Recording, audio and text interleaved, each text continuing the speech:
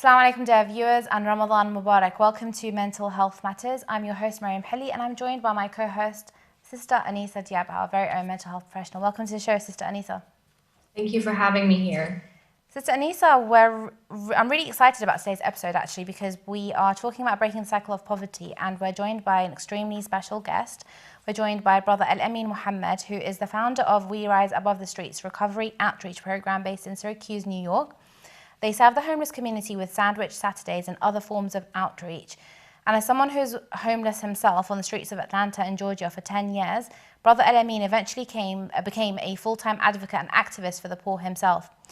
Brother Al-amin also mentors at-risk youth in the city's most challenging schools and has inspired many to become servants of our community. He was featured on CBS This Morning News and recently recognized by Rock Nation on Black History Month. He also received the Social Justice Award from Syracuse University for his efforts, where he was honored by the mayor of Syracuse with his own holiday, Al-amin Muhammad Day. Additionally, he received the American Red Cross 2020 Real Hero Award. And currently, he has partnered with schools in central New York to coordinate the We Rise Above the Streets Youth Ambassador Program. Now that is a bio. Welcome to the show, Brother Al-amin Muhammad. Thank you. Thank you for having me. Thank you for being on our show. Brother Al-amin, you have like a really interesting story. I briefly read your story in an article, but I'd like you to tell us yourself about the work that you've done with We Rise Above the Streets and also how all of it all started. I'm originally from Chicago, Illinois. Been in Chicago all my life. My parents from the island of Haiti. They came to America back in the 70s. They came from a country where there was like dictatorships, stress, and a lot of poverty of Haiti. So when they came to America, my parents raised me, my sisters, and the rest of my siblings, to always be kind and always work hard. And my parents was very hard workers as well. As I grew up, my parents had a little issue going on in our household. So they divorced. And what really shocked me as a young man, when he got divorced, it was two different loves that I was experiencing as a young man. When they separated, I was kind of confused as a young man. And I was used to both of their love. My father was a strong man. He used to take me to like baseball games, basketball games. We used to go fishing. And my mom was like the nourisher, was always telling me that I was strong and always encouraged me, motivated me as a young man to pursue my education. So when they got divorced, I was really confused as a young man. So I was trying to find that same love. So I found it in the wrong place in the streets of Chicago. I joined the gang. As I was joining the gang, I started putting a mask over my face and started being someone that I wasn't. As I got kind of older and started indulging in the streets of Chicago, started using marijuana, selling crack cocaine in the streets. As I got older, I lost my identity. I started turning to someone that I didn't recognize, and I started getting used to of that person. As I got older, I became a gang leader in the city of Chicago. I started running over 3-4 different neighborhoods in the city of Chicago. It got to a point that I was being very known as one of the notorious drug dealer out there. A lot of people wanted to be honest with you, wanted to kill me. I've been shot twice. I was pronounced dead once. Been in and out of prison like half of my teenager life and my 20s and half of my 30s. I got out several times, but it was just one moment that I got incarcerated when I left Chicago, moved to Atlanta. And the reason I moved to Atlanta because I wanted to start over. I saw the sparkle of change that I wanted to get a job and I wanted to live a productive life. I've been through too much. I had a lot of chances.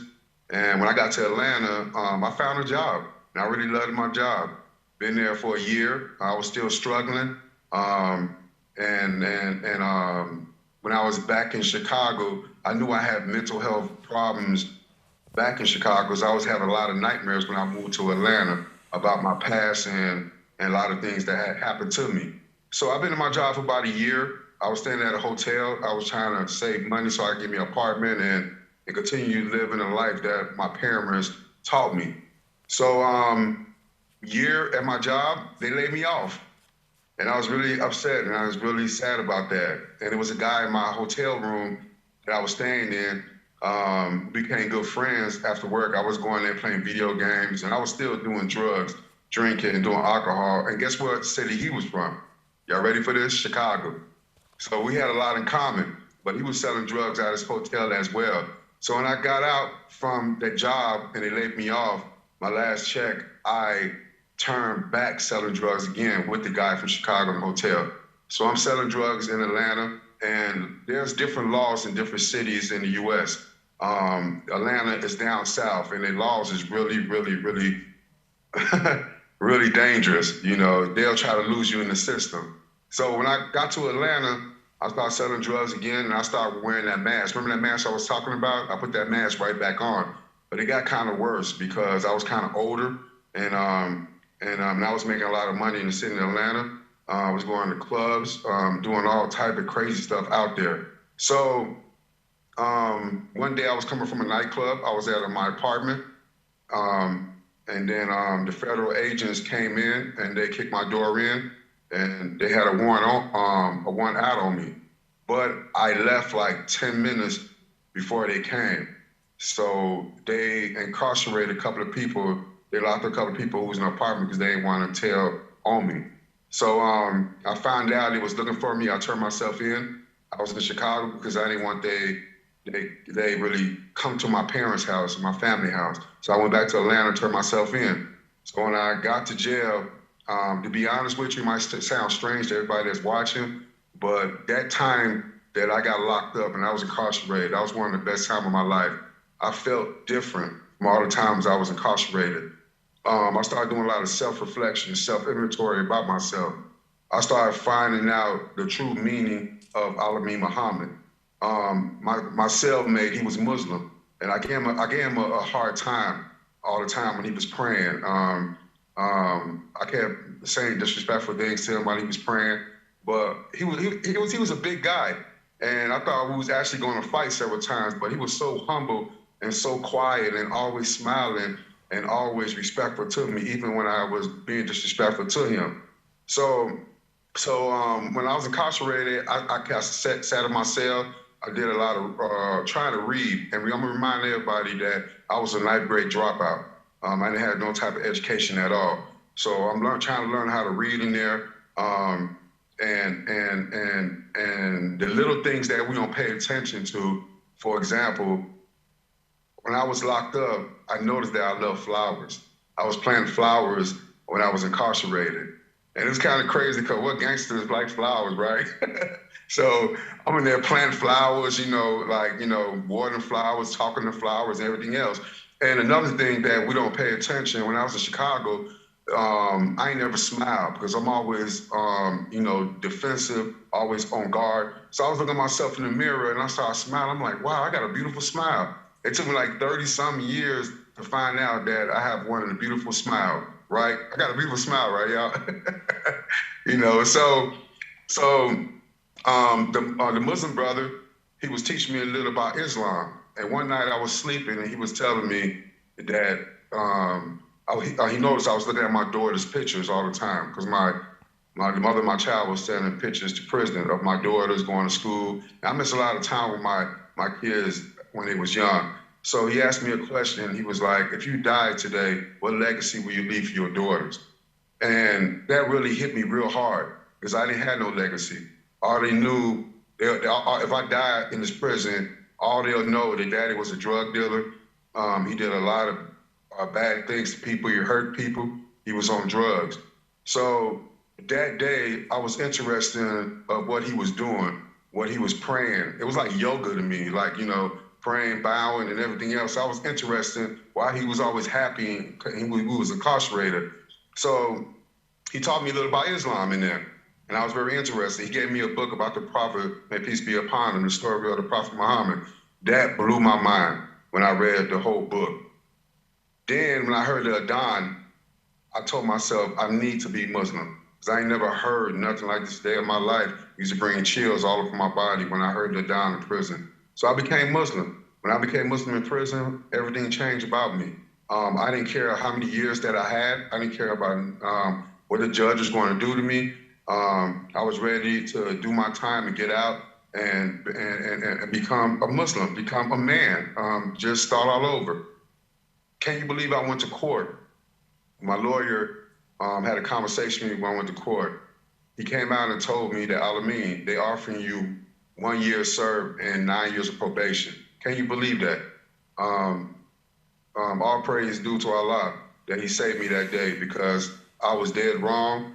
Got caught with a lot of drugs, got caught with a lot of guns, but the case was thrown away because it was tampered by the officers that locked me up, and the apartment was down under my name. So I had another chance and I got out, right?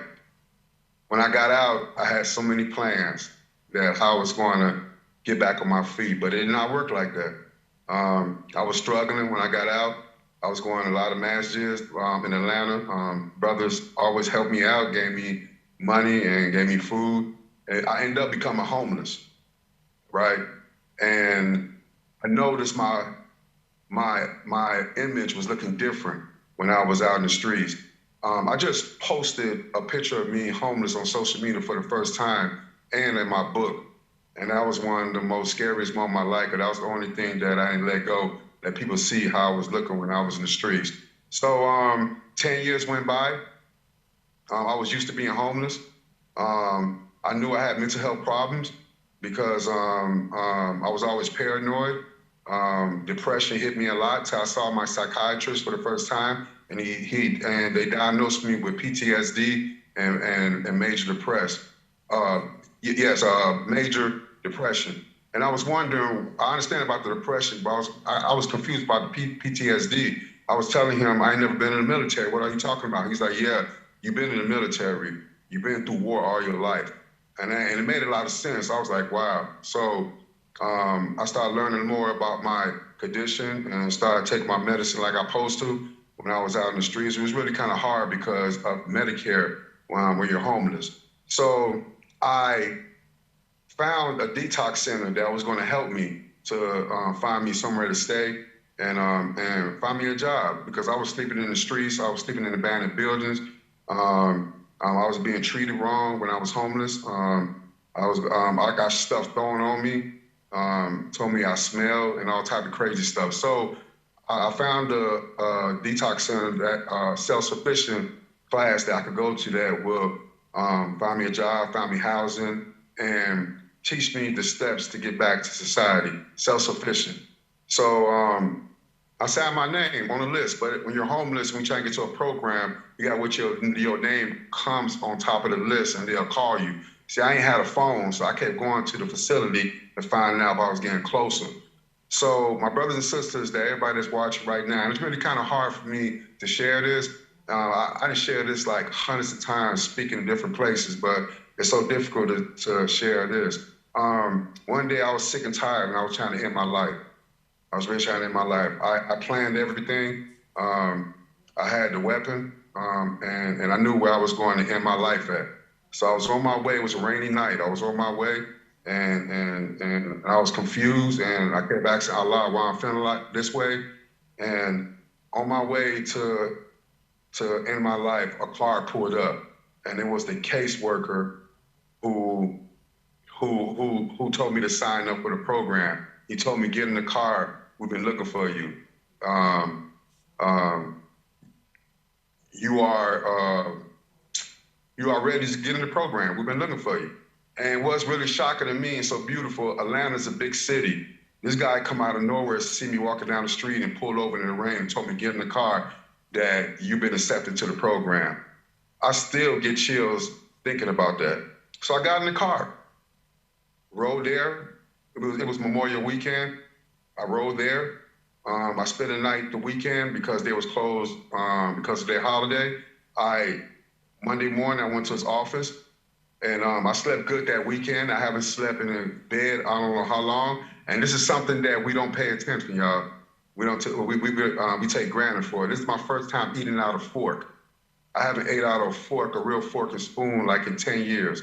You know, when I ate out of a fork when I was there in the weekend, it was one of the most beautiful times of my life. And it might sound small. When you're homeless, And when you're in the streets and when you see something shiny and a real fork, you're very excited about that. So I went to his office. I shared my story like I'm sharing my story to everyone that's watching right now. I told him everything that I've been through. And he told me that to sit down. And he looked at me in my eye. He said, Al-amin, what you just shared to me. His name is Mr. Santos. And we still good friends right now. I will get to that in a second. He told me, Al-amin, what you just shared to me right now is very devastating. I'm so sorry that you had to go through this. I'm here to help you. And whatever I have to do for you to get back on your feet, I'm gonna work so hard to do it. And one day you're gonna help a lot of people. I see a lot of potential in you. He came a little closer. He looked at me, he hugged me, kissed me in my cheek. I haven't had a man done that to me for decades. The only person who used to do that to me was my father. So that really motivated me. It motivated me. I went to school, the program they had. I got my GED. I've been clean now for like 21 years clean, off drugs and alcohol. When I got my GED, I went to Emory College. That's one of the top colleges in Atlanta. I got my associate's degree there, became an addiction counselor. And guess what? I started teaching at the place that I recover at. I started helping over 200-300 people a year finding housing in the city of Atlanta. And it was me and another guy who was partnered up, helping a lot of people out there. So I'm doing a lot of volunteers. So I told myself I want to start a nonprofit. You know, a lot of people was telling me that I speak the language of the people in the streets and I can help a lot of people. And I started having a passion of helping people getting clean and making sack lunches at my apartment and bringing to. When I got in class, I was helping all these people. I met a young lady, stayed in Syracuse, and connected with her Wally, and then we got married. And I ain't know nothing about Syracuse. You know, I'm like, what is that? I ain't never heard of Syracuse, you know? So when I came here and we got married, I moved here and I told her I want to go back to Atlanta, continue to pursue my dreams because she was going to school to become a nurse here. So I moved to Syracuse and I started using all my gift and my talent and start helping people out here and start bringing people together out here in Syracuse. So what I noticed that Syracuse is like number 13 of the poorest city in the U.S., number 13. And that's kind of shocking for a small city that is the poorest metropolitan city in the U.S. So I was really interested to find out why a small city was like that. Start knowing people, start connecting with people, and start asking a lot of questions. And I decided I want to start an event called Summer Saturday. And that's what I did. It started with 15 people to 20 people and end up becoming 200 to 500 people a week for the past 6 years before the pandemic. And brother, I mean, thank you so much for sharing your story with us. There were parts that I really, felt really sad listening to. And I'm just so glad that you were able to turn your life around. But when you're accustomed to a certain way of life and it can be really difficult to change. So Sister Anisa, when you're listening to Brother Al-Amin's story, what stands out to you as key to his resilience and success? First of all, I just want to say thank you for being so candid, so honest about your story. I was tearing up just listening to this. It was not easy to keep it together. And I'm just so honored really to hear this story that you shared and the moments that changed your life. I know it's going to help so many viewers on the show, so thank you. And I think what stood out to me, honestly, was what you mentioned about what happened in prison. It was really this transformative healing period of your life where you came across, the Muslim inmate, and he asked you that question of, what legacy are you going to leave for your daughter? And that brought about so much discomfort within, what we call in psychology, this cognitive dissonance, where my core values are not matching up with my behaviors and my actions. To me, it sounds like your core values were, living a dignified life, living a life that's God-centered, that's helping other people. And you had to sit with this extreme discomfort and knowing that that wasn't the life that you had lived. And you made a decision that rather than to go back to that old way of life, which would have been more comfortable, which would have been more familiar, still wasn't ideal, you chose the life of living rather than to go back to that, to be homeless. And you were basically just surviving. And wow, the fact that at one point you had gotten so low that you were contemplating, not just contemplating, walking towards ending your life. And subhanAllah, Allah subhanahu wa ta'ala sent this social worker to help you. I mean, doesn't it show how Allah is always with us in our struggles, right? Yeah. He is, and he responds to our call, and that is such a sign. And I can't tell you how many clients I've spoke with, and even viewers who watched the show, who said, one episode I watched that day, I had planned to end my life, but I saw this episode and I decided not to. Allah subhanahu wa ta'ala always sends us a sign, and it's such an honor, and it's so courageous of you to share that, even though I know it's really uncomfortable. So I think that discomfort in life, whether, none of us this is a unique story. A lot of us have not been through an experience like that in our lives, but I think we can all relate to having a point in our lives where there's a level of discomfort, where our core values are not matching our actions. And we have to reflect on, okay, what is the life that we want to lead? And that means being really uncomfortable, getting into, but also that stage of discomfort is so important. It's a valuable skill. And I think it is the skill of legendary people like you. Allah bless you. Thank you for sharing. Thank you, sister. Brother Al-amin, during the month of Ramadan, many of us take more time out to reflect, particularly when it comes to hunger, and we develop a sense of empathy for others who we acknowledge as having less than us. But what are some of the specific goals that Muslims can set beyond this month to help end the cycle of poverty for those that are in their community or just around the world? Yes, just get together and go out to the community and spread kindness and compassion amongst the community. And this is big, especially as Muslims, because there's a lot of people out in the streets. Now, I just want to make sure everybody knows that when I first started, we were serving the homeless. Now we serve everybody. We serve families that do have homes and who lost their jobs during the pandemic and been working their jobs for 30 years, but they don't have food, don't have other basic needs to survive. So now we're serving a whole large group of people now. Our numbers that went so much higher now. So I encourage all the Muslims to go out there, keep eye contact, right? And do a lot of what? Do a lot of listening and ask questions and engage amongst the community, and I was telling the Muslim community here, and they didn't even know that, even the brothers in the masjid, that there's a lot of Muslims out here in the streets that I serve right now at this moment. And a lot of brothers in these masjids here in Syracuse didn't even know that. So the month of Ramadan, they always connecting with me. We go out to the community, and the brothers and sisters that's watching right now, continue to go out in the community, continue to leave out the doors in the masjids and go out and help people. And take these tools, information that you're doing the month of Ramadan, and continue to do it after the month of Ramadan. Thank you. And Sister Anisa, for our viewers who are wondering, we're talking about breaking the cycle of poverty, how does this connect with mental health? Absolutely. So there is a big link in terms of poverty and mental health. And people often will wonder, can poverty cause mental illness? And what we see from the research is we know there is at the very least a strong connection. So people who live in poverty, they tend to be at a higher risk for mental illness. And they also, understandably so, would report lower levels of happiness. And this is true internationally. So there's been several peer-reviewed studies, 115 studies spanning 33 countries that looked at the developing world and the impact of poverty and mental health. And they found that 80% of the studies showed that poverty comes with higher rates of mental illness.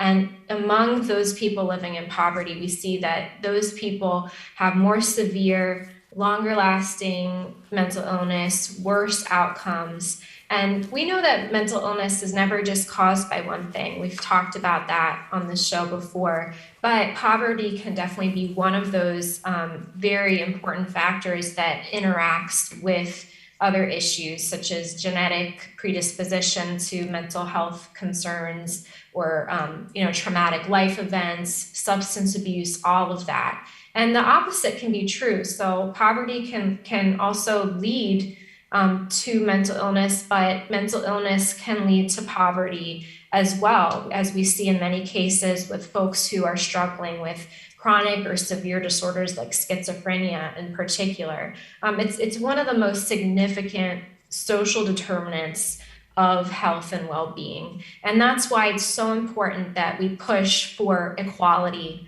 in mental health care access. Brother Al-amin was talking about in his story how it was so hard, even with Medicare and the insurance companies, to get the care that he needed, right? So when folks do not have equal access to mental health care, that is going to keep them in that cycle, right, of poverty that we need to break out of. And that's why I believe everyone should have mental health support, especially those who are on the streets, especially those who are at risk.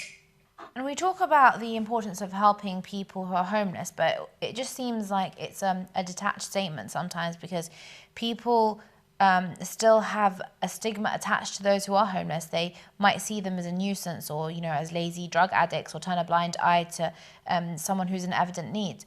Brother Al-amin, what do we do when we see someone who's got a cardboard sign and they're asking for money on the side of the streets, especially when it comes to big cities? It's quite common to see that in every street corner. Yes. You know what? That's a great question. My Sandwich Saturday program every Saturday, especially before the pandemic, a lot of different people comes there from all around the city of Syracuse and all around the world. So we got a lot of people with different views. A lot of people came to me and said that I'm enabling them. Why? I'm giving them free stuff. They got to find a job. But my test is how I respond to that. So how I respond to that is no response. I'll just tell them, can you finish the program? And then after you're done, we can revisit this conversation. And I'm gonna tell you, brothers and sisters, this never fails me. Every time somebody has something negative to say about people dealing with poverty and homelessness, they need to find a job, they're bums, they come back to me and feel so ashamed. Because you know why? Because imagine that you're in a setting of volunteers from different all walks of life, different religion, different background, different race, different culture, children, all together in hundreds, making sack lunches and preparing clothes and items to go out to a community that everybody who's struggling with homelessness and poverty that be there know that my organization will be there every Saturday. So when we're done doing that, the guy who had that mindset, he's engaging with the community. He's having good conversations, laughing, enjoying, and he's in a good setting, a comfortable setting. So when he's done, he's going out and serve. So when he go out to the community, he's setting up and he's serving other people. Now he's having a conversation with a homeless guy, having a conversation with a family, and he's finding out these people had a life just like him, right? It was just a tragedy make them be in the position they're in right now. So when the event is over, it never fails. 7 years doing this work, they'll walk up to me and they'll apologize. I'm so sorry the way I talk about these people. And I tell them it's okay. You have the right to feel how you feel. My test is to show you the different way, to show you that this is the people that you're talking about. They're just like us. So when it comes to serving, it helps the giver and the receiver. It helps both sides. And last but not least, if you're on a corner, you see somebody with a sign, it's not about money, y'all. It's not about money.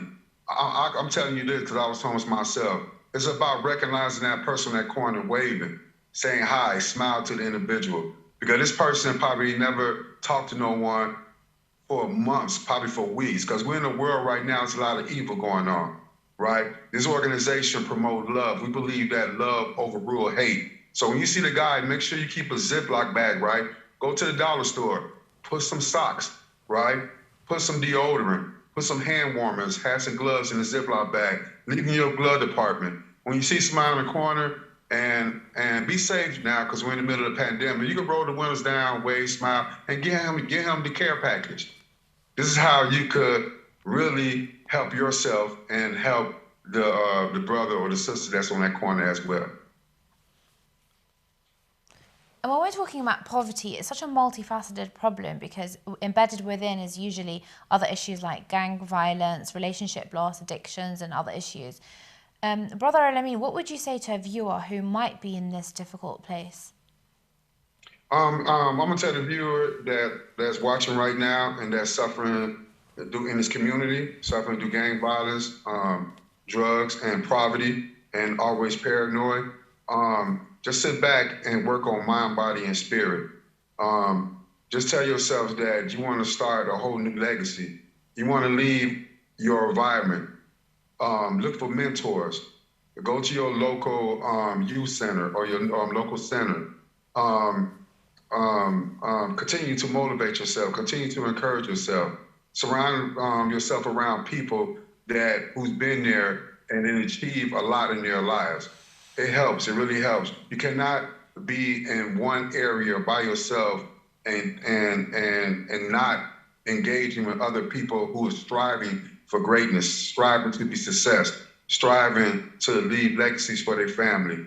So myself, I'm a mentor. I mentor a lot of young people, and everybody's welcome to email me. I'm an open book. A lot of people, to be honest with you, are shocked that executive director is so open like this, because I'll never forget where I come from, and I'm always going to reach out to people, especially suffering through mental health, because I know how I feel to be lonely.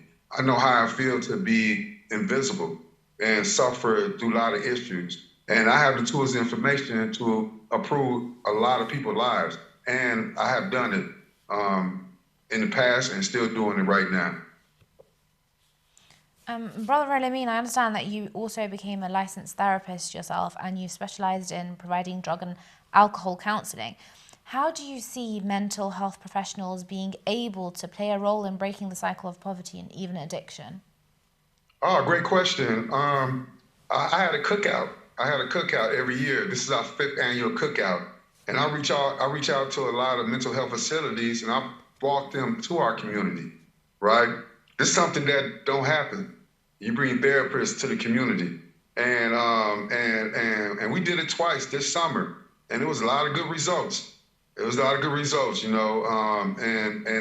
if anybody that's dealing with the mental health field, please connect with your local community leader who's out doing boots on the ground, who's out there face to face with the community. Come out there with them.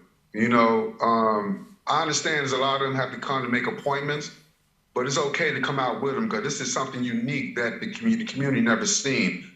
Somebody who's in the mental health field that come out to them, And when we did this year, a lot of people was kind of shocked when they seen tables set up and people sign up, people, having conversations with people, what's going on with them. So the first step, I encourage everybody that's watching who's in the mental health field, connect with a community leader, connect with anybody that's out in the community, go out to the community and use your skills and your gift.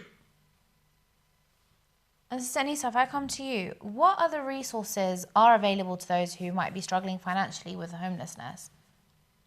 Sure. Brother Al-amin mentioned quite a few different ones that helped him. In North America, we have the United Way, right? And this is a free confidential service where callers can pick up the phone, dial 211, and get connected to resources in their area 24/7. They just give them their zip code and tell the crisis worker what they need. So this can certainly help people who are on the streets needing a place to stay, with shelters or food pantries, things like that.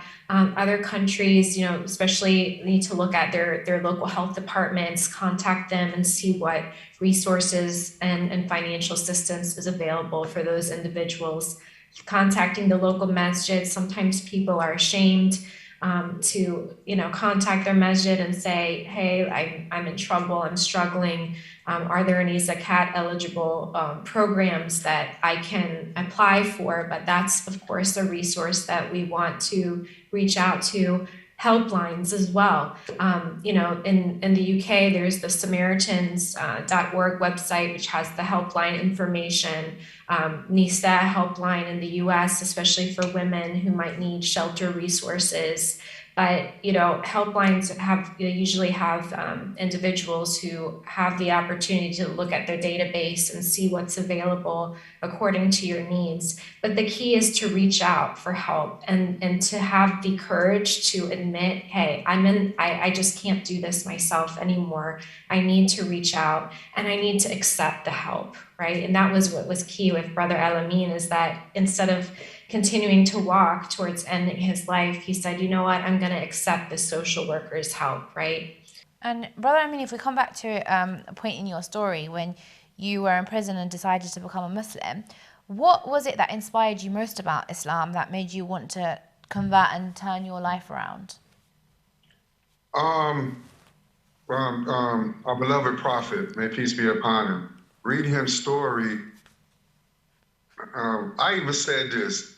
I was Muslim like for a week, and I even said this to myself when I read that book. I said, this is the best man ever stepped foot in this world. His story inspired me, and the way he struggled and still had faith, it really encouraged me to continue to stay strong. And being around Muslim brothers that's in prison, who was always concerned for me, and who always was so kind to me, and educating me, with literature and everything else. So that really inspired me. And last but not least, and I still stay focused when I hear the adhan. I think the adhan was like the first thing that really got my attention and really woke me up and said, I need to be Muslim. I need to be Muslim now. When I find out about the Prophet, they used to call him Al-amin, trustworthy. And I know that, I can't be like the Prophet, but I told myself I'm gonna try my best to make his name be noticed and make him be known that why I chose that name. Especially when I was presented that Al-amin Muhammad Day. I never forget, I got on stage and told everybody what was the meaning of the name and why I chose that name. And for me to be in that position that day to let everybody understand who our Prophet was, may peace be upon him, that's one of the most amazing days of my life, You've set up a fantastic organisation, We Rise Beyond the Street. Where can viewers go to donate, support, and learn more about this organisation and its mission? Yes, it's really easy to donate. We have a PayPal account. Just go to PayPal, type in We Rise Above the Streets with the S behind the streets at gmail.com.